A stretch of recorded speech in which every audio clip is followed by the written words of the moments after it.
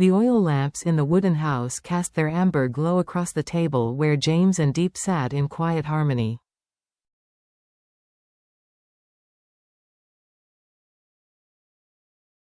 The rich aroma of stewed meat rose like incense, blending with their laughter, a fleeting moment of peace in a world already teetering on the edge of disruption.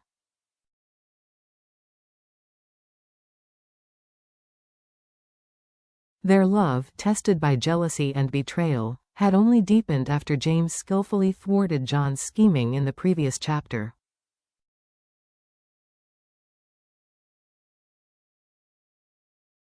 For a moment, they allowed themselves the luxury of believing in the future, but tranquility is fragile.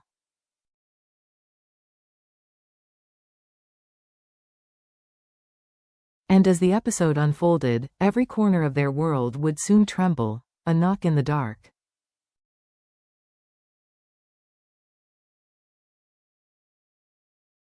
At 0:37, the calm was fractured. A heavy knock resounded against the wooden door, rattling through the silence.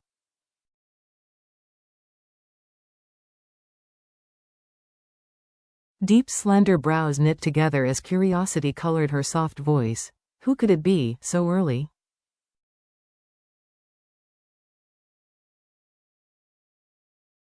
Placing her rice bowl aside, she padded toward the door, the rubber soles of her worn sandals squeaking against the packed earth.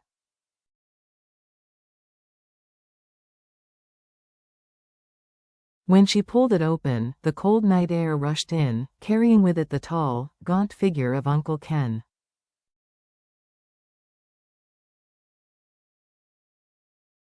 His threadbare brown coat hung loose on his wiry frame, silver hair falling across a face furrowed with years.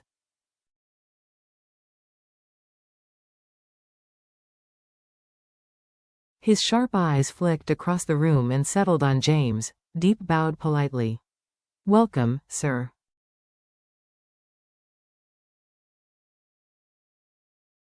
"Please, come inside. It's cold out. Sit, warm yourself."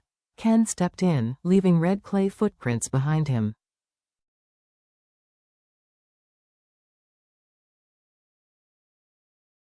His eyes did not wander long.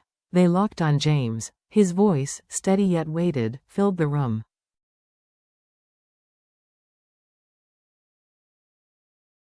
"I'd like to speak with Diep alone." James, his calm facade masking a ripple of unease, rose.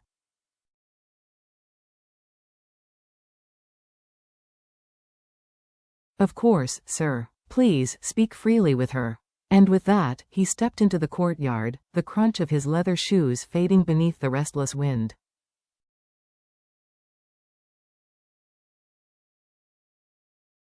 A warning from the past. At 2:06, Uncle Ken's shadow stretched long across the wooden floor as he sat in the creaking chair by the window.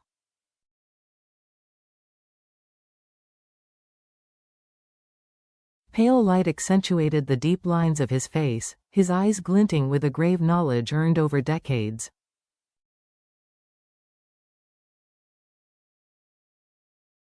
"Diep," he began, voice low but firm, "stay away from James. He is not the man you think."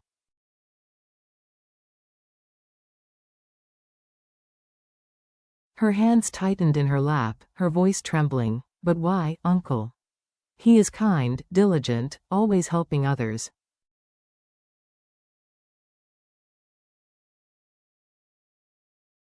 "How could that be wrong?" Ken shook his head, gaze piercing. "You may see goodness in him."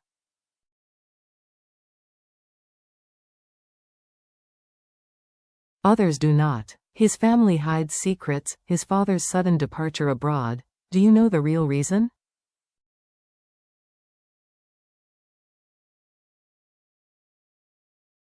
Diep lowered her eyes, fingers clenching as though searching for answers in the floorboards.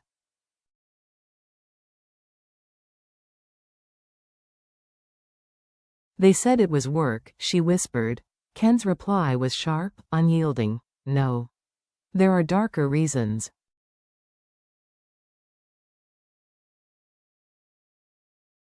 "Poverty, scandals, things you cannot imagine.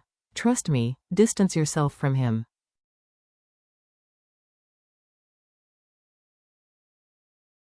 Do not ignore my warning. Tears welled in her eyes as her heart resisted, but we are happy together.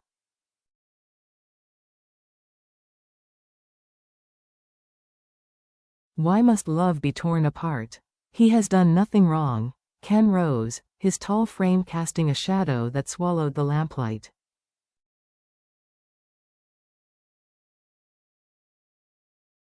His voice thundered with finality. Mark my words. If tragedy comes, it will not be on my conscience.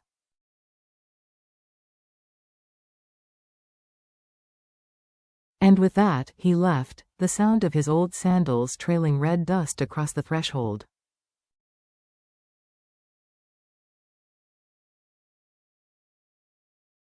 A heart heavy with doubt.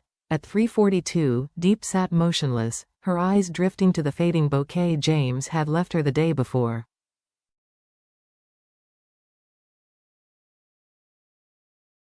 A vow formed silently in her chest.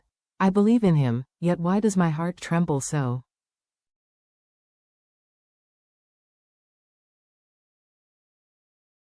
Meanwhile, elsewhere in Tanman Town, Min was making a quiet transformation. At 4:19, the weary street vendor walked into a small barber shop.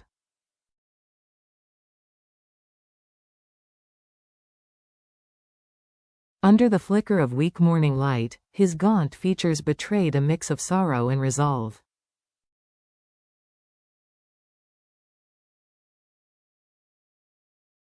Cut it short, he said softly. I need a new beginning, a simple meal, a shared smile.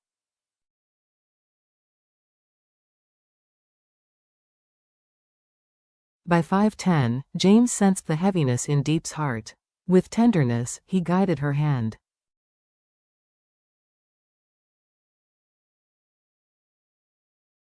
Come with me, Diep. Let's eat. I want to see you smile again. They walked along the dusty red road until the smoky aroma of grilled pork skewers pulled them toward a humble roadside stall.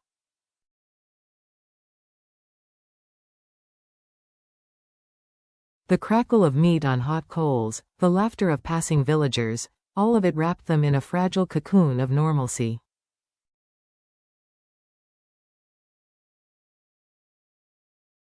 Diep's eyes lit with childlike wonder. I've never tried this before.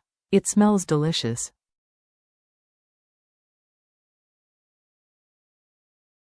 James grinned, carefully wrapping fresh noodles around a skewer before dipping it generously in sauce.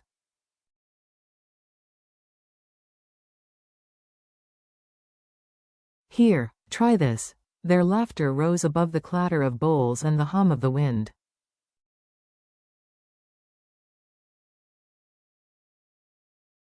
But even in that joy, shadows lingered. Uncle Ken told me to leave you, Diep admitted softly.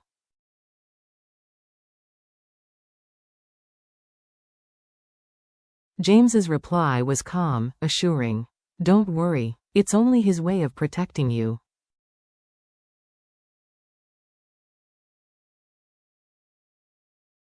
Trust me. Small acts of care. At 6:56, James brought her to a hair salon, watching with quiet satisfaction as soap bubbles and warm water washed away her worries, strand by strand.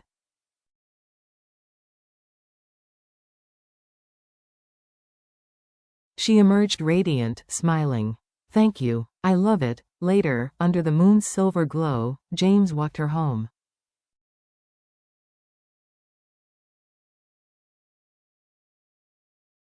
I must go now, a meeting with partners awaits. Rest well, Diep. Her eyes followed him, warm with both love and unease.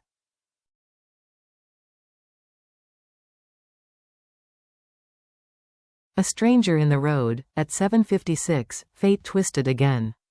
On her way back, Diep stumbled upon John, beaten, bloodied, collapsed by the roadside.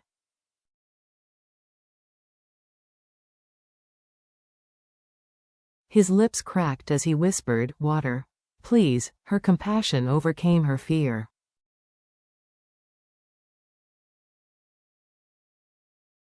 She carried him back, tending to his wounds with the same gentleness she offered everyone.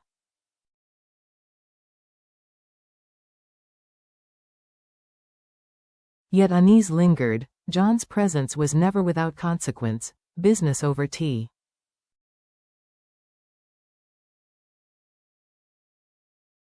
Meanwhile, James was seated at a modest tea stall, deep in negotiations with Min. Their conversation circled around a bold vision, a bridge project to connect communities, to ease lives scarred by floods.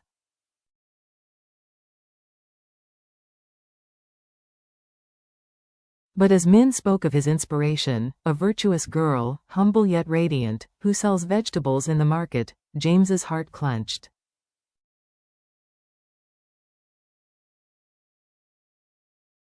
That girl was Diep.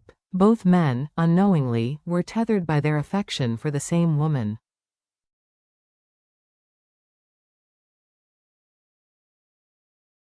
A foreshadowing of storms. Back in her small wooden home, Diep spooned porridge for John.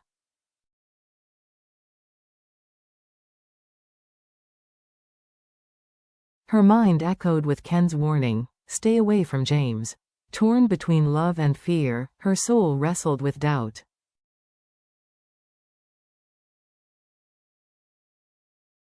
But the storm was only beginning. In the preview for episode 44, the doctor's words cut through the fragile calm. Diep is pregnant.